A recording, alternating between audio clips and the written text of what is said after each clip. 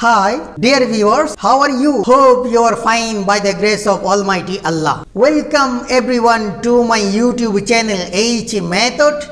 This is Mr. Hamid. Here I am present to deliver an important video. Today's topic is tense of English second paper for all classes.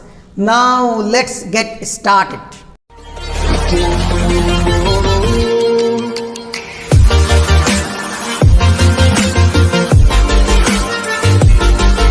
Tense dear English learners, আজকের ভিডিওতে আমি tense নিয়ে discuss করব। 4 steps of tense. আজকে আমি tense চ্যাপ্টারটা 4 steps তথা 4টা ধাপে আলোকপাত করব। Step number 1, classification or diagram of tense. প্রথম ধাপে আমি দেখাবো টেন্সের প্রকারভেদ যে 48 প্রকার হয় সেটার একটা chart. Step number 2, structure and example of tense. দ্বিতীয় ধাপে আমি দেখাবো টেন্সের 12টা স্ট্রাকচার এবং সেই 12টা স্ট্রাকচারের উপরে ডিপেন্ড করে ইংলিশের 12টা এক্সাম্পল এবং বাংলার 12টা example. Step number 3, practice of tense. 3 number ধাপে আমি দেখাবো টেন্স যে টোটালি 48 প্রকার হতে পারে সেটার একটা প্র্যাকটিস এবং সেই 48 প্রকারের প্রত্যেকটা 9 অ্যাঙ্গেল বা 9টা পার্সন দিয়ে প্র্যাকটিস করে দেখাবো। And last one, step number 4, important points of tense. 4 নম্বর ধাপে আমি দেখাবো যে টেন্সকে ডিপলি জানার জন্য ইম্পর্টেন্ট 11টা পয়েন্টস আছে, সেগুলো দেখাবো। Now let's see the classification of tense. Tense যদি কোয়েশ্চেন করা হয় টেন্স মিনিমাম কত প্রকার, আমি বলবো টেন্স মিনিমাম 3 প্রকার, present tense, past tense and future tense. আবার যদি কোয়েশ্চেন করা হয় টেন্স মিডিয়াম কত প্রকার, তখন আমি বলবো টেন্স মিডিয়াম 12 প্রকার। কেমনে? প্রেজেন্ট টেন্স 4 প্রকার, indefinite, continuous, perfect, perfect continuous. Again past tense 4 প্রকার, indefinite, continuous, perfect, perfect continuous. And again future টেন্সও ঠিক একইভাবে 4 প্রকার, indefinite, continuous, perfect, perfect continuous. এখন যদি আবার কোয়েশ্চেন করা হয় টেন্স টোটালি সর্বমোট কত প্রকার, আমি বলবো 48 প্রকার। কেমনে? এই যে 4 প্রকার 4 প্রকার 4 প্রকার 3 4 12 প্রকারের প্রত্যেকটা আবার 4 প্রকার করে হবে। যেমন প্রেজেন্ট ইনডেফিনাইট 4 প্রকার, assertive, affirmative, assertive negative, interrogative affirmative, interrogative negative. So পর্ব কেমনে? পর্ব যে ঠিক এইভাবে present indefinite assertive affirmative tense, present indefinite assertive negative tense, present indefinite interrogative affirmative tense, present indefinite interrogative negative tense. একইভাবে present কন্টিনিউয়াসও 4 প্রকার। কীভাবে? Present continuous assertive affirmative tense, present continuous assertive negative tense, present continuous interrogative affirmative tense, present continuous interrogative negative tense. ঠিক একইভাবে প্রত্যেক 12 প্রকারটা 4 প্রকার করে হবে।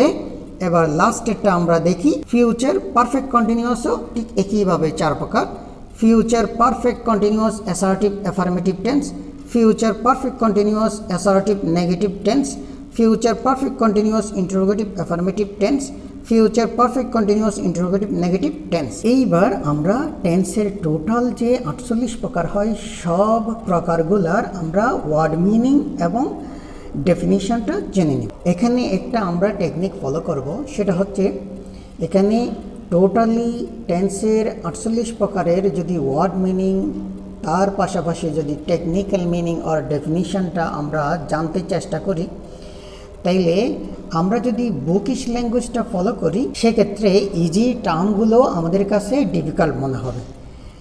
এই ক্ষেত্রে আমরা করব কি, প্রত্যেকটা ওয়ার্ডের ওয়ার্ড মিনিংটা জেনে নিব, তারপরে হচ্ছে কি সেই ওয়ার্ড মিনিংকে বেস করে আমরা ডেফিনিশন বা সংজ্ঞাটা বুঝে নেব।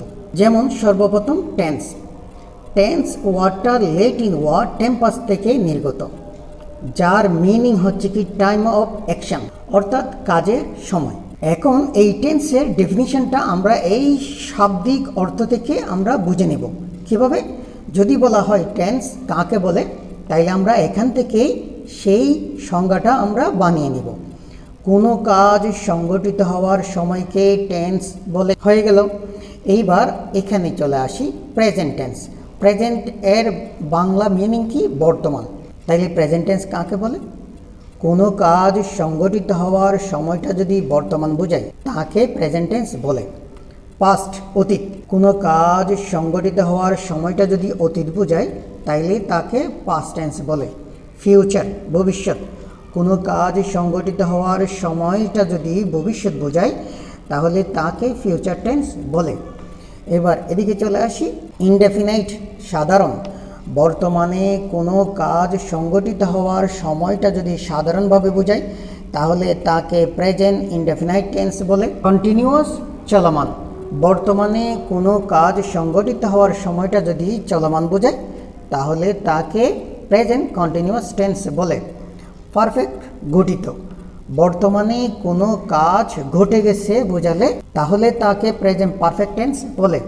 পারফেক্ট কন্টিনিউয়াস ঘটমান চলমান, বর্তমানে কোনো কাজ ঘটমান চলমান বোঝালে তাহলে তাকে প্রেজেন্ট পারফেক্ট কন্টিনিউয়াস বলে। এই যে প্রেজেন্টের 4 প্রকার আমরা বুঝে নিলাম, ঠিক একইভাবে পাস্টের 4 প্রকারও সেম সেন্টিমেন্টের হবে এবং একইভাবে ফিউচার টেন্সের 4 প্রকারেও আমরা বুঝে নিব। এরপর এই 4 প্রকারের মিনিংটা আমরা দেখে নিই। অ্যাসার্টিভ অ্যাফার্মেটিভ, বর্ণনামূলক হ্যাঁ। অ্যাসার্টিভ নেগেটিভ, বর্ণনামূলক না। ইন্টারোগেটিভ অ্যাফার্মেটিভ, প্রশ্নবোধক হ্যাঁ। ইন্টারোগেটিভ নেগেটিভ, প্রশ্নবোধক না। সবশেষে আমি তোমাদেরকে কিছু সাংকেতিক চিহ্নের সাথে পরিচয় করাই দিব। যেমন 12 প্রকার টেন্সের প্রথম টেন্সটা হচ্ছে কি প্রেজেন্ট ইনডেফিনাইট টেন্স। সেই প্রেজেন্ট ইনডেফিনাইট টেন্সকে আমরা T1 দিয়ে প্রকাশ করব। প্রেজেন্ট কন্টিনিউয়াস টেন্সকে আমরা T2 দিয়ে প্রকাশ করব। প্রেজেন্ট পারফেক্ট টেন্সকে T3, প্রেজেন্ট পারফেক্ট কন্টিনিউয়াস টেন্সকে T4 and past indefinite টেন্সকে T5, T6, T7, T8, T9, T10, T11, T12 এবং এখানে S1 দিয়ে আমরা বুঝে নিব assertive affirmative, S2 assertive negative, S3 interrogative affirmative, S4 interrogative negative. তো তোমরা হয়তো বলতে পারো যে এভাবে সাংকেতিক চিহ্ন ব্যবহার করার প্রয়োজনটা কি? এভাবে সাংকেতিক চিহ্ন ব্যবহার করার প্রয়োজন হচ্ছে আমরা যখন এই 48 প্রকার টেন্সের স্ট্রাকচার লিখতে যাব অথবা ইংলিশ এক্সাম্পল অথবা বাংলা এক্সাম্পল লিখতে যাব, তখন আমরা যদি এগুলো সাংকেতিক চিহ্ন ব্যবহার না করে পুরোটা লিখতে যাই তখন কি দাঁড়ায় দেখো, present indefinite assertive affirmative tense এটা যদি আমরা খাতায় বা বোর্ডে লিখি তখন দেখা যায় প্রথম এক লাইনেই চলে যাবে এই নামটা লিখতে। তখন আর স্ট্রাকচার কোথায় লিখবো বা ইংলিশ এক্সাম্পল বাংলা এক্সাম্পল কোথায় লিখবো? এটার জন্য এভাবে আমরা সাংকেতিক চিহ্নগুলো ব্যবহার করলে আমাদের পড়াটা একটু শর্ট হবে, আর যেই পড়াটা শর্ট হয় সেটা ইজিও হয়ে যায়। Now structure and example of tense. Tense structure বা গঠন প্রণালী। এক্সাম্পল ইংলিশ, ইংলিশের এক্সাম্পল, অ্যান্ড এক্সাম্পল বাংলা, বাংলার এক্সাম্পল। এই অ্যাঙ্গেলে আমি স্ট্রাকচারগুলো রাখলাম, এই অ্যাঙ্গেলে রাখলাম ইংলিশ এক্সাম্পল এবং এই অ্যাঙ্গেলে রাখলাম বাংলা এক্সাম্পল। তোমরা আবার এখানে এসে হয়তো বলবা যে স্ট্রাকচারের সাথে ইংলিশ এক্সাম্পল মিলালে তো হয়ে যায়, বাংলা মিনিংয়ের কী দরকার? বাংলা মিনিং দরকার যে আমরা সবাই বাঙালি, আমরা সবসময় বাংলা নিয়েই ভাবি, আমাদের পেট ভর্তি যত কথাবার্তা আছে সবগুলা কথাই হচ্ছে বাংলা। তো আমরা যদি ইংলিশে কোনো কিছু লিখতে যাই বা বলতে যাই প্রথমে আমাদের মাইন্ডে আসবে আসলে বাংলা। এই জন্য আমরা বাংলা দিয়ে যদি টেন্সটা বুঝি তাহলে টেন্সটা আমাদের একটু বেশি ক্লিয়ার হয়ে যায়। Structure T1, that means present indefinite tense, subject plus V1 বা ভার্বের present form within bracket SES plus extension. এখানে এসে যে ভার্বের সাথে SES হবে, কখন কোথায় হবে এটা আমি কিছুক্ষণ পরেই আমি দেখাচ্ছি। আর সবশেষে লিখলাম এক্সটেনশন, বাংলা মিনিং হচ্ছে পরিব্যাপ্তি, প্রসারণ বা বাকি অংশ যদি থাকে। এখন আমরা তো সবাই এটাও জানি যে টেন্সের পাওয়ারটা কতটুকু। টেন্সের পাওয়ারটা হচ্ছে কি সাবজেক্ট এর পরে ভার্বের আকৃতিটা কীরকম হবে সেটাই টেন্সের চ্যাপ্টারে আমাদেরকে বলে দেয়। এর পরবর্তী কোথায় কখন কি হবে এটা টেন্স আমাদেরকে বলে দিতে পারে না। এই জন্য আমি এখানে structure, example English and example বাংলার মধ্যে আমি ভার্ব পর্যন্ত গিয়ে থেমে গেছি। এরপরে লিখলাম within bracket do, does, don't, doesn't. এই যে চারটা অক্সিলারি ভার্ব এগুলা T1 বা প্রেজেন্ট ইনডেফিনাইট টেন্সে ম্যাক্সিমাম টাইমে সাইলেন্ট থাকে। এক্সাম্পল ইংলিশ, সাবজেক্ট এর জায়গায় আমি লিখলাম আই, V1 এর জায়গায় আমি লিখলাম ইট, তাইলে হয় I eat. Bangla meaning, I মানে আমি আর ইট মানে হচ্ছে খাওয়া। এখানে আমি সর্বনামের জন্য ভার্ব বা ক্রিয়াটা ম্যাচিং বা আন্ডারস্ট্যান্ডিং করতে গিয়ে লাস্টে বিভক্তি যোগ হলো, হয়ে গেল খাওয়া থেকে খাই, আমি খাই।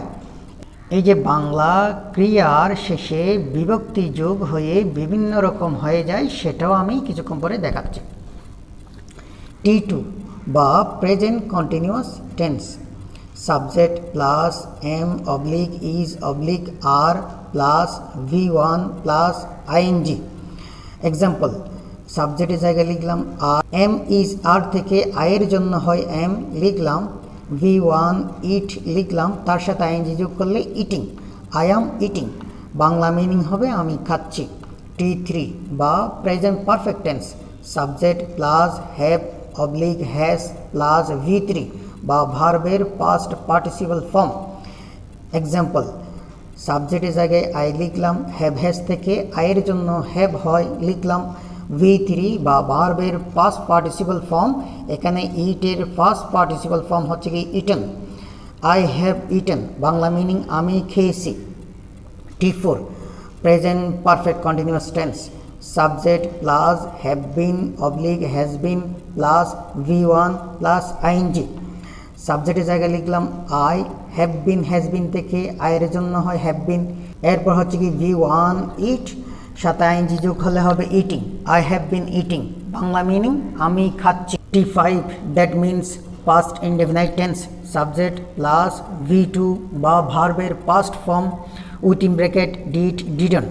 অর্থাৎ এখানে T5 বা পাস্ট ইনডেফিনাইট টেন্সে ডিড, ডিডন্ট এই দুইটা অক্সিলারি ভার্ব ম্যাক্সিমাম টাইমে সাইলেন্ট থাকে। এক্সাম্পল, সাবজেক্টের জায়গায় আই লিখলাম, V2 বা ভার্বের ফার্স্ট ফর্ম ইট এর ফার্স্ট ফর্ম হচ্ছে কি অ্যাট, কি হলো আই অ্যাট। বাংলা মিনিং আমি খাইছিলাম। T6 subject plus was oblique were plus V1 plus ING. সাবজেক্টের জায়গায় আই লিখলাম, ওয়াজ ওয়ার থেকে আয়ের জন্য হয় ওয়াজ লিখলাম, V1 ইট, তার সাথে আইএনজি হলে eating, I was eating. Bangla meaning আমি খাচ্ছিলাম।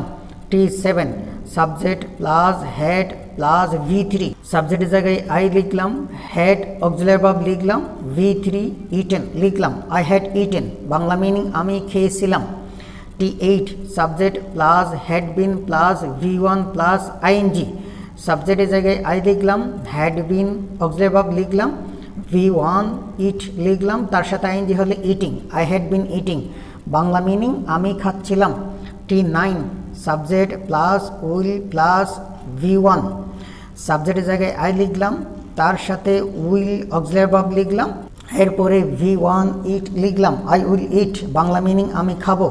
T10 subject plus will be plus V1 plus ING, সাবজেক্টের জায়গায় আই লিখলাম, তারপরে উইল বি অক্সিলারি ভার্ব লিখলাম, তারপরে V1 ইট, তার সাথে আইএনজি যোগ হলে eating, I will be eating.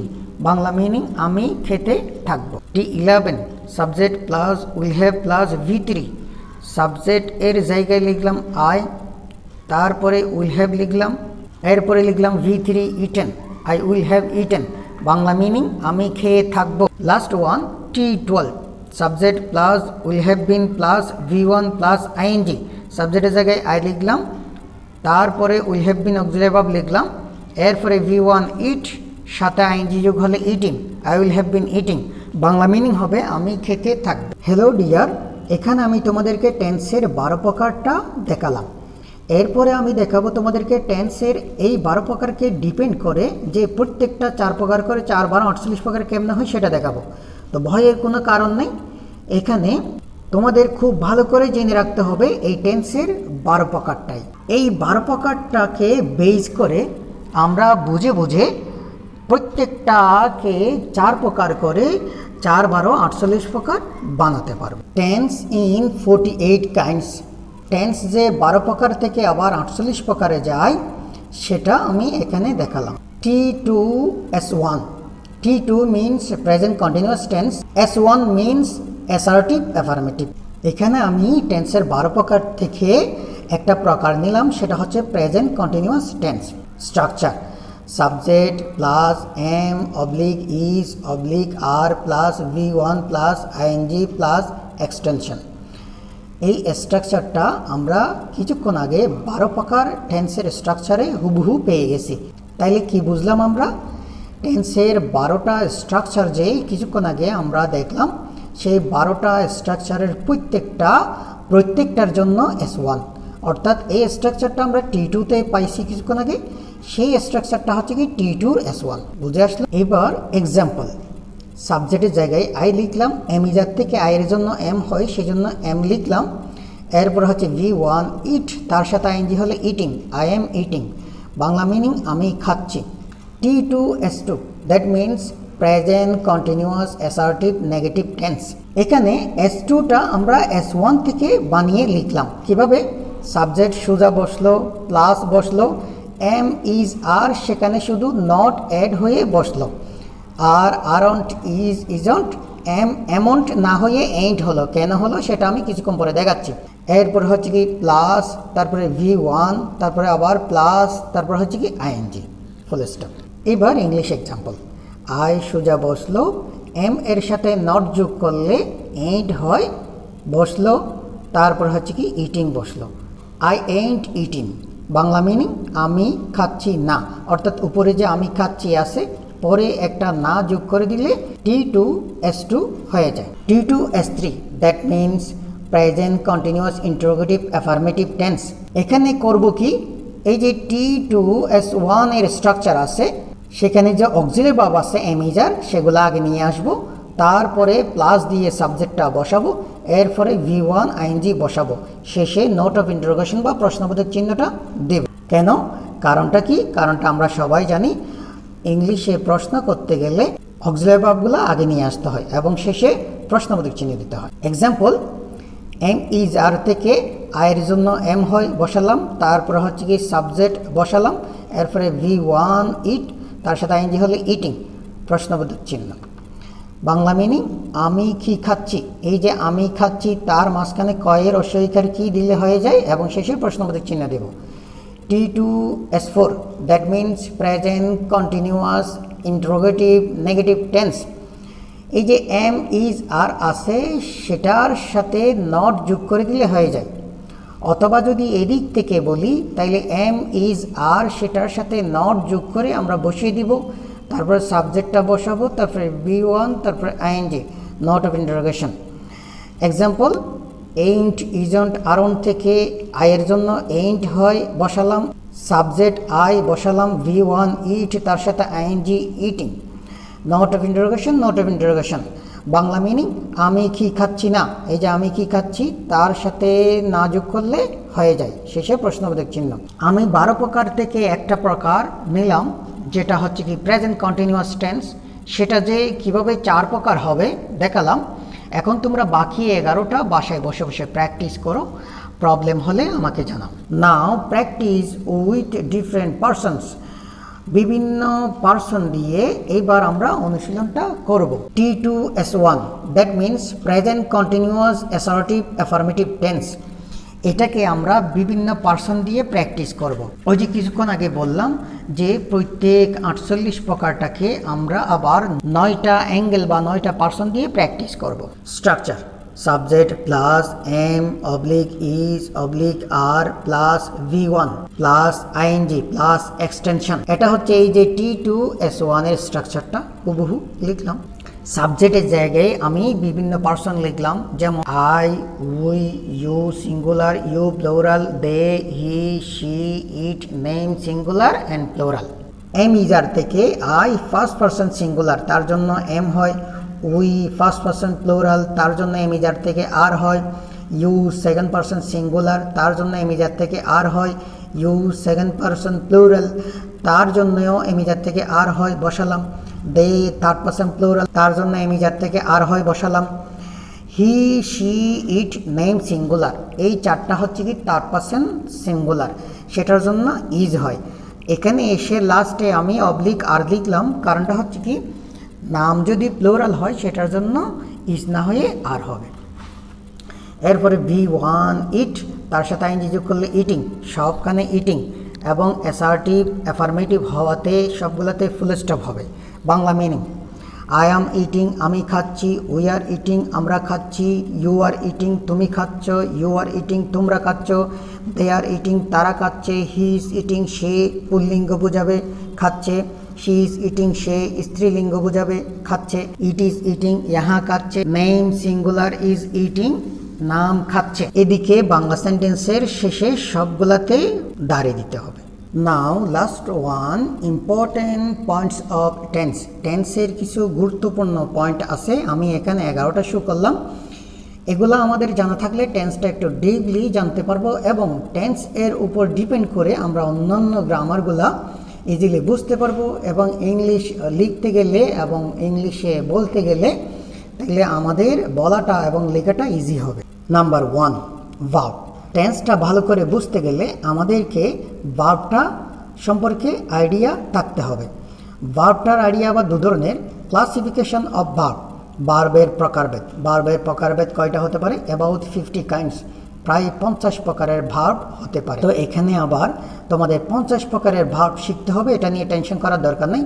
আমাদের দৈনন্দিন জীবনে প্রয়োজন হয় মাত্র 10 থেকে 12টা ভার্বের, এই জন্য আমি লিখলাম ভেরি ইম্পর্টেন্ট 12 কাইন্ডস। 50 প্রকার থেকে 12 প্রকারের মতো ভার্ব ভেরি ইম্পর্টেন্ট। দ্বিতীয় ক্যাটাগরির ভার্ব হচ্ছে কনজুগেশন অফ ভার্ব, ভার্বের রূপান্তর। ভার্বের রূপান্তরটা আবার দুরকম। ক্লাসিফিকেশন অফ কনজুগেশন, কনজুগেশনের প্রকারভেদ হচ্ছে কি দু প্রকার, রেগুলার অ্যান্ড ইরেগুলার ভার্ব আর উইক অ্যান্ড স্ট্রং ভার্ব।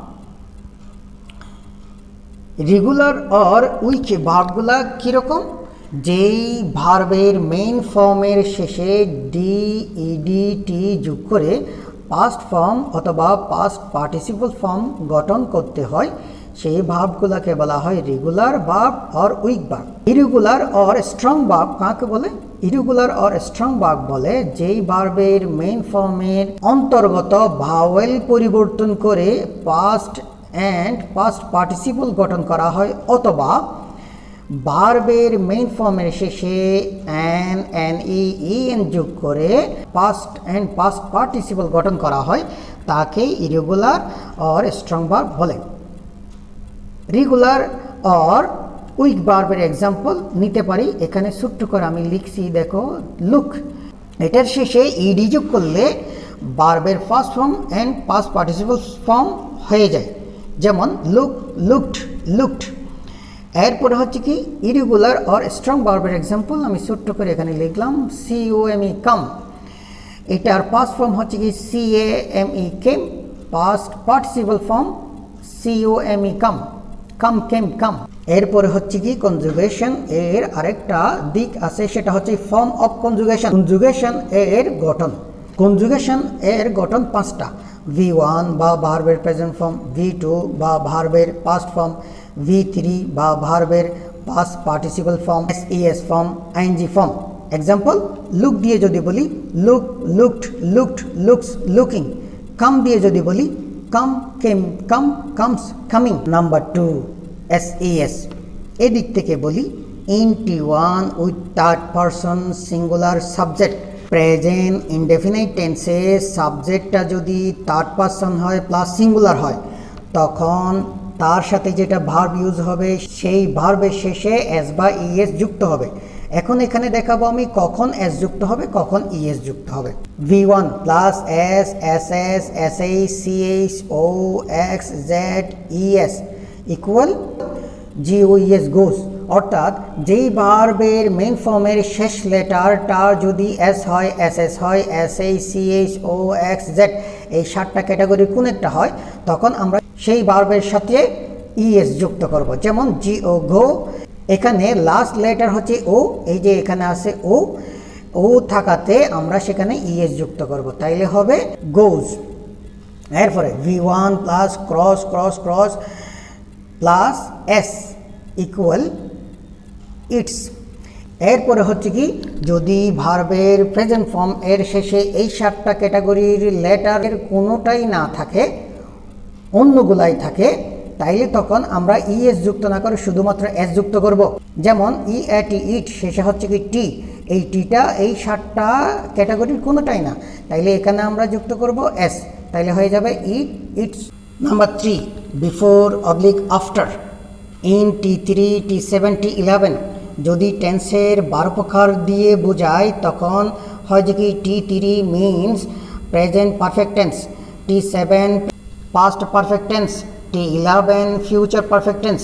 এই টেন্সগুলার মধ্যে বিফোর অথবা আফটার ইউজ হয়। যদি ইউজ হয় তখন স্ট্রাকচারটা কীরকম, perfect plus before plus indefinite and indefinite plus after plus perfect. অর্থাৎ এই যে পারফেক্ট টেন্সগুলোর মধ্যে বিফোর অথবা আফটার ইউজ হয়, যদি হয় তখন দুইটা টেন্স ইউজ হয়। একটা হচ্ছে কি যেই পারফেক্ট টেন্সে ইউজ করব সেই পারফেক্ট টেন্সটা থাকবে এবং ওই টেন্সের ইনডেফিনাইটটা থাকবে। এখন কথা হচ্ছে কি কোনটা আগে হবে কোনটা পরে হবে, এটার জন্য এই স্ট্রাকচারটা, এটা মনে রাখার জন্য একটা ইজি ওয়ে আছে, সেটা হচ্ছে কি বিফোর মানে আগে, তাইলে বিফোর যেখানে বসবে সেখানে পারফেক্ট টেন্স আগে হবে, এবং পরে ইনডেফিনাইট। আফটার মানে হচ্ছে কি পরে, এই আফটার যেখানে ইউজ করব সেখানে পরে হবে পারফেক্ট এবং আগে হবে ইনডেফিনাইট। এভাবে করে আমরা মনে রাখতে পারি। For example, I have written before sir rights, আমি লিখেছি স্যার লিখার আগে। এটা অন্যভাবে যদি হয় আফটার দিয়ে, তাহলে হবে I right after sir has written, sir লিখার পরে আমি লিখি। Number 4, since oblique for in T4 T8 T12, that means present perfect continuous, past perfect continuous and future perfect continuous। এই টেন্সগুলোর মধ্যে সিন্স অথবা ফর ইউজ হয়। Structure since plus point of time, example since 1st March, for plus period of time, example for 30 days। এখানে এটা যদি বুঝিয়ে বলি, ব্যাপারটা এরকম, সিন্স ইউজ হবে যেই টাইমের শুরু আছে কিন্তু শেষ নাই, আর ফর ইউজ হবে যেই টাইমের শুরু আছে এবং শেষও আছে। সাপোজ এই মাসটা চলতেছে, ধরে নাও যে মার্চ মাস, আজকে মার্চের 30 তারিখ, তাহলে 1 তারিখ থেকে আমরা কোনো একটা কাজ করতেছি এরকম বুঝে নিতে পারো। ধরো আমরা 1 তারিখ থেকে কোনো কাজ করতেছি, যদি আমি বলি যে 1st March, তাইলে তখন আমরা সিন্স ফর থেকে সিন্সটা ইউজ করব, কারণ মার্চের 1ম তারিখ টাইম শুরু হয়েছে এটা বোঝালো, কিন্তু শেষ কখন সেটা বোঝালো না। এরপরে যখন বলি যে 30 দিন ধরে আমরা কাজটি করতেছি, সেখানে সিন্স এবং ফর থেকে ফরটা ইউজ করতে হবে, কারণ 30 দিন বলতে টাইমের শুরুও আছে এবং শেষও আছে। Number 5, shall oblique will. shall is less important in the UK, shall হচ্ছে যুক্তরাজ্যের মধ্যে কম গুরুত্বপূর্ণ, and isn't used in the USA, এবং যুক্তরাষ্ট্রের মধ্যে ব্যবহারই হয় না। so will should be used everywhere, সুতরাং উইলটা সব জায়গায় ব্যবহার করা উচিত। এই জন্য আমি স্ট্রাকচারগুলোর মধ্যে উইল মেনশন করলাম, shall মেনশন করি। Number 6, contraction, do plus not equal don't. এখানে কন্ট্রাকশন করতে গিয়ে NOT নট এর উটা বাদ গেল এবং অ্যাপোস্ট্রফি বা লুপ্ত চিহ্ন দিয়ে সেটা মার্ক করে দিল। এরপর হচ্ছে কি can plus not equal can't. এখানে কিন্তু শুধু নটের ও বাদ পড়ছে সেটা না, ডাবল এন হওয়াতে একটা এন বাদ পড়ে গেছে, সেখানেও অ্যাপোস্ট্রফি বা লুপ্ত চিহ্ন দিয়ে মার্ক করে দেওয়া হলো। shall oblique will plus not equal shunt won't. এই যে ডোন্ট কান্ট এখানে একটু একটু বুঝিয়ে দিলাম, কিন্তু এখানে বোঝানোর তেমন কিছুই নেই, এলোমেলো সব। অর্থাৎ কন্ট্রাকশনটা কীভাবে হলো কোনো রুলস নাই, তো এখানে আবার কোনো কোয়েশ্চেনও করা যাবে না। এই যে ইংলিশ ল্যাঙ্গুয়েজটা হচ্ছে ফরেন ল্যাঙ্গুয়েজ এবং এটা হচ্ছে কি ইউকে ইউএসএ থেকে আসছে, ওনারা যেভাবে ইউজ করেন সেভাবে আমাদেরকে ইউজ করতে হবে, অর্থাৎ ওনারা এভাবেই ইউজ করেন। Am plus not equal aren't oblique ain't. Am plus not যখন কন্ট্রাকশন করা লাগবে তখন আমরা এম নট কন্ট্রাকশন করে লিখতে পারবো না, এটা পারমিশন নাই। সো কি করতে হবে, আমরা এম নট কন্ট্রাকশনের জায়গায় আমরা আরন্ট ইউজ করব অথবা এইন্ট ইউজ করব। এইন্ট সমান কি কি হয়, am not, is not, are not, have not, has not. Ain't দিয়ে এই পাঁচটা হয়, এই পাঁচটা কন্ট্রাকশনের জায়গায় আমরা এইন্টকে ইউজ করতে পারবো। 7 অ্যাডিং নট, এটা কোথায় হয়, এটা S2 and S4 এ হয়, অর্থাৎ অ্যাসার্টিভ নেগেটিভ অ্যান্ড ইন্টারোগেটিভ নেগেটিভের মধ্যে প্রয়োজন পড়ে। Not plus first word of auxiliary verb phrase, auxiliary ভার্বের এক বা একের অধিক যা থাকবে সেটার প্রথমটার সাথে আমরা নটটা যোগ করব। Example, I won't have been, এই যে উইল হ্যাভ বিন এর মধ্যে তিনটা অক্সিলারি ভার্ব আছে, সেটাতে আমরা প্রথমটাতেই আমরা কি করলাম, নটটা যোগ করলাম। NB auxiliary verb oblique let plus not plus noun. Example, does not Rahim eat, and auxiliary verb oblique let plus pronoun plus not. Example, does he not eat. অর্থাৎ এখানে যদি নাউন হয় নটটা নাউনের আগে বসবে, যদি প্রনাউন হয় নটটা প্রনাউনের পরে বসবে। এখন এই জটিল নিয়মটা আমরা মনে রাখতে গেলে একটু কষ্ট হতে পারে, এই জন্য আমরা করব কি, কন্ট্রাকশন করে ইউজ করব। ডাজ প্লাস নট, ডাজন, নাউনও বসাতে পারবো প্রনাউনও বসাতে পারবো, তারপর হচ্ছে কি ইট, অর্থাৎ doesn't Rahim it, doesn't he it. Number 8 position of subject. Subject আমরা কোথায় বসাবো, এই প্রবলেমটা ক্রিয়েট হয় S3 অ্যান্ড S4 এর মধ্যে। S3 এবং S4 হচ্ছে কি তোমার interrogative sentence, interrogative affirmative, interrogative negative, সেখানে অক্সিলারি ভার্বগুলো আগে নিয়ে আসতে হয়। যদি একের অধিক অক্সিলারি ভার্ব থাকে তখন সাবজেক্টটা কোন জায়গায় বসাবো, এটা একটা কোয়েশ্চেন ক্রিয়েট হয়। সেটা সলিউশন এরকম, first word of auxiliary verb phrase plus subject of one word. সাবজেক্ট যখন একটা ওয়ার্ডের হবে তখন আমরা অক্সিলারি ভার্ব ফ্রেজ যা থাকবে সেটাতে প্রথম অক্সিলারি ভার্বের পরে আমরা বসাবো। And all words of auxiliary verb phrase plus subject of more than one word. যদি একের অধিক ওয়ার্ডের সাবজেক্ট হয়, অর্থাৎ সাবজেক্ট একটু বড় হয়, তখন আমরা করব কি, অক্সিলারি ভার্ব ফ্রেজ পুরাটা লিখে তারপরে আমরা সাবজেক্টটা বসাবো। যেমন উইল আই হ্যাভ বিন, এখানে উইল হ্যাভ বিন হচ্ছে তিনটা অক্সিলারি ভার্ব নিয়ে অক্সিলারি ভার্ব ফ্রেজ, সেখানে আমরা ফার্স্ট অক্সিলারি ভার্বের পরে আমরা সাবজেক্টটা লিখতে পারবো।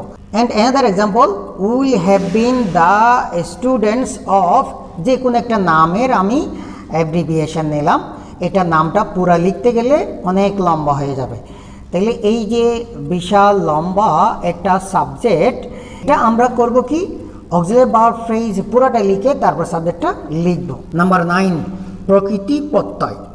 শব্দ সমান প্রকৃতি অথবা ধাতু যোগ প্রত্যয়। যেমন পড়ুয়া সমান পর হসন্ত যোগ উয়া, হয়ে গেল পড়ুয়া।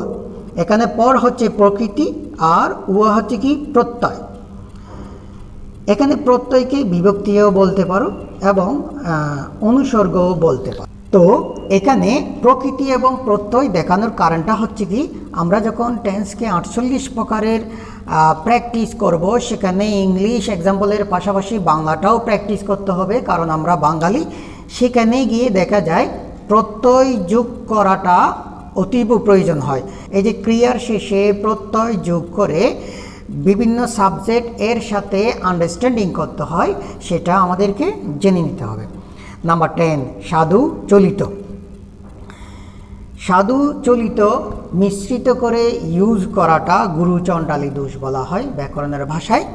আমরা এটা অ্যাভয়েড করব যখন আমরা টেন্সের 48 প্রকারের বাংলাটাও প্র্যাকটিস করব তখন। সাধু চলিতের মধ্যে চেঞ্জেবল হচ্ছে কি নাউন বা বিশেষ্যের চেঞ্জ হয়, প্রনাউন বা সর্বনামের চেঞ্জ হয়, বা ক্রিয়ার চেঞ্জ হয়। অর্থাৎ সাধুতে একরকম, চলিত আরেক রকম। যেমন সাধু ভাষায় আকার থাকলে চলিত ভাষায় একার হয়। এক্সাম্পল হচ্ছে কি নাই, নেই। আবার সাধু ভাষায় হ্রস্ব ইকার থাকলে চলিত ভাষায় সেটা থাকে না। যেমন খেলিতেছিল, খেলতেছিল। আরও একটা আছে, সাধু ভাষায় তৎসমের ব্যবহার থাকলেও চলিত ভাষায় থাকে না। ফর এক্সাম্পল, তাহারা অন্ন বক্ষণ করিতেছেন, এটা হচ্ছে কি সাধু ভাষা। এটাকে চলিত ভাষায় নিয়ে গেলে তাহারাটা হবে তারা, অন্নটা হবে ভাত, বক্ষণ করিতেছেন হবে খাচ্ছেন। Last of all, number 11, person, number and case should be studied. Tense পড়তে গেলে তোমরা দেখতে পাইছো যে বিভিন্ন পার্সনের ইউজিং চলে আসছে। আবার দেখা গেছে সিঙ্গুলার নাম্বার অ্যান্ড প্লুরাল নাম্বারের ফাংশনও দেখা গেল, এবং আরও দেখা গেল যে কেস, সাবজেক্ট এবং অবজেক্টের একটা ফাংশন দেখা গেল। তাইলে এই তিনটা ছোট্ট চ্যাপ্টার আমাদেরকে একটু রিভিশন করে রাখতে হবে। Practice tense more and more, that's it. So dear friends, if you have any suggestion or question, please send me. And if you are benefited with this video slightly, please like, comment, share and do subscribe my channel for more educational videos. Then click the bell icon for notification. Thank you all.